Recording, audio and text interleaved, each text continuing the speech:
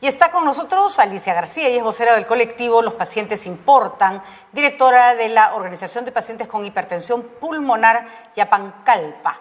Ella está con nosotros para hablar de las barreras al acceso de medicamentos para pacientes con enfermedades raras y crónicas, que en realidad son los más sufridos, porque al ser poquitos no tienen capacidad de presión, y entonces al no tener capacidad de presión tienen que sufrir el ninguneo de múltiples autoridades. ¿Cómo está? Muchísimas gracias por acompañarnos, Alicia. Muy buenos días y gracias más bien por abrirnos este espacio, ¿no?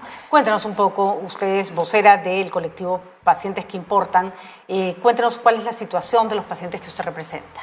Nosotros, el colectivo está formado por 26 organizaciones de diferentes patologías con enfermedades raras. Entonces, una de las primeras barreras que nosotros tenemos es el diagnóstico, ¿no? Porque al ser raras tenemos pocos especialistas, no tenemos grandes centros de referencia. Entonces, el diagnóstico te puede demorar entre 6 a 10 años para que puedas tener. Todo ese tiempo hay un deterioro de los pacientes. Y la otra gran barrera es acceder a los tratamientos, ¿no? Entonces, los tratamientos que ya existen para enfermedades raras son de alto costo. Y eso es lo que y nosotros creemos que es por eso que no podemos acceder a estos tratamientos de alto costo. Entonces tenemos ese problema tanto con MINSA como en salud, ¿no? O sea, no tenemos ese acceso rápido que se debería tener, ¿no? No, y además tienen complicaciones realmente insólitas, ¿no? Recuerdo la lucha eterna de los niños que solo pueden ser alimentados con un tipo de fórmula, pero entre el Digemit y el no sé qué, les pelotean, no les dan el permiso para que ingresen. Ya ni siquiera están pidiendo que se las den, sino que les permitan el ingreso del producto, ¿no? Claro, o sea, tenemos un problema de autorización de medicamentos, que es una de las grandes barreras, porque se puede demorar entre 3, 4 años para que te puedan ingresar la medicina, pero otro también es la medicina que no está en Perú, y lo otro es que estando en Perú tampoco tienes acceso, ¿no? Siempre te piden que hay una evidencia científica comprobada. De que el paciente tiene la enfermedad. De que eso funciona, pero normalmente puedes tener tú eso cuando son muchos pacientes para evaluar. En enfermedades raras no somos muchos pacientes. Muchas de las medicinas son innovadoras, y experimentales, pero es la única esperanza, ¿no? Es la única que hay, ¿no? O te mueres o pruebas esto. Entonces, hay pacientes que nosotros hemos accedido por donaciones a medicinas que no están acá, ¿no? Y hemos tenido que hacer de 1000 maneras, inclusive hasta contrabandear estas medicinas para poder ingresarlas y para poder seguir vivos. Y tenemos 6, 4, 5, 7 años. Las asociaciones al final han terminado siendo proveedores de medicinas más que tener el apoyo, el soporte emocional. O sea, no te las compran, no te dan la plata, no te ayudan, encima no te las dejan conseguir. Ni siquiera te la dejan traer, ¿no? O sea, te ponen impedimentos. Son tratamientos de alto costo que te puede costar entre $10,000. Imagínate pagar todo el impuesto solo para ingresarla a Perú. Entonces, con mucho esfuerzo consigues esas medicinas que te la donan. O sea, ni siquiera es que las compres, te la donan y ni siquiera la puedes ingresar, ¿no? Y hay fórmulas. O sea, no solamente hablamos de medicinas, hay fórmulas pediátricas, que es lo que tú hablabas, que los papás no pueden ingresar. Lo compran, pero igual. O sea, tienen barreras porque no tienen autorización, porque estas se demoran. Y entonces quedas totalmente desprotegido y muy vulnerable frente a este tipo de enfermedades, ¿no? Que ni siquiera nadie escogió tenerlas. Muchas de estas son genéticas, no son provocadas. Entonces, el 75% de enfermedades raras son genéticas. Un tamizaje pudiera prevenir o decirte, este bebé va a nacer con esta enfermedad, que es el caso de fibrosis quística, ¿no? Que ya tiene aprobado para tamizaje, pero no lo hacen. Entonces los papás se demoran 2, 3 años hasta descubrir que su hijo tiene fibrosis quística y hasta eso ya avanzó y hay un deterioro de los pacientes.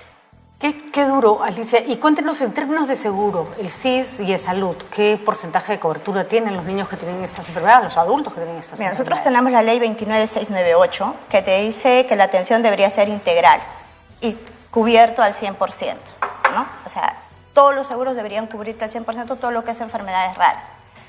Pero la realidad es otra, ¿no? O sea, tenemos la mayoría de pacientes que están en SIS, que tienen un mínimo de porcentaje. Estamos hablando de que el 76%, si no es más, no han recibido tratamiento. Igual pasa con salud, ¿no? O sea, tampoco es que reciben tratamiento.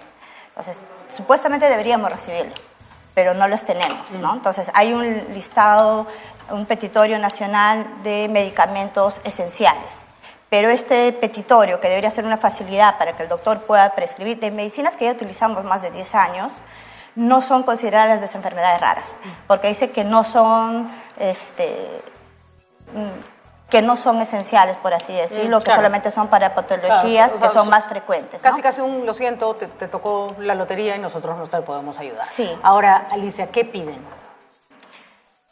La agilidad en los procesos, que haya menos burocracia, que se estandarice.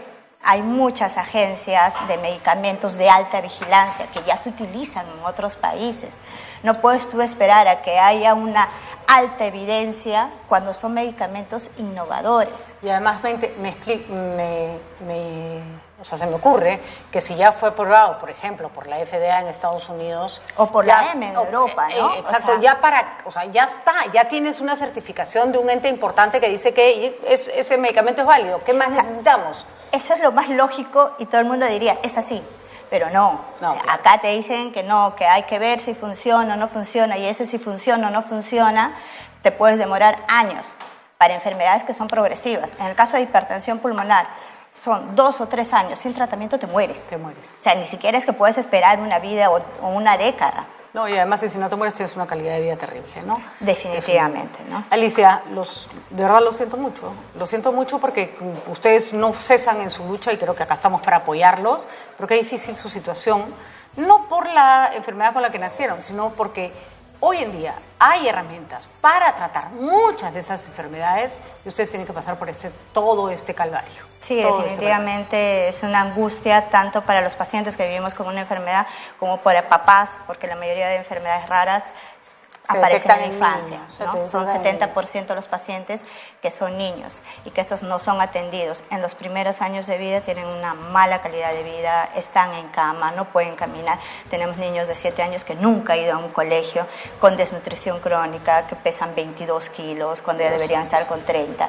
Entonces, la situación es urgente y no sabemos, o sea, que no solamente sea febrero el que se pueda hablar de enfermedades raras, que se pueda visibilizar. Y mira, a veces dicen son poquitos. En Perú debería haber unos 2 millones, pero según la cifra que nos dio el MINSA, en 2021 se han atendido más de 150.000 pacientes y en salud 175.000. Estamos hablando de más de 300.000 pacientes que no son atendidos de forma integral. ¿No?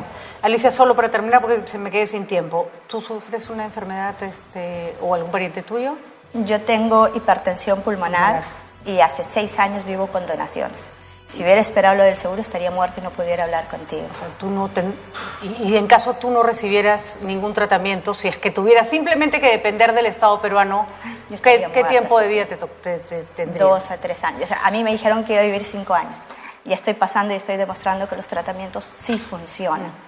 Sí funcionan. Sí funcionan si es que dejan que ustedes por lo menos consigan por su parte lo que este estado indolente no les va a dar. Muchísimas gracias, Alicia. Y acá estaremos para apoyarte y para que consigas el tratamiento que te mereces. Muchísimas gracias. Alicia García, vocero del colectivo Los Pacientes Importan, directora de la organización Pacientes con Hipertensión Pulmonar.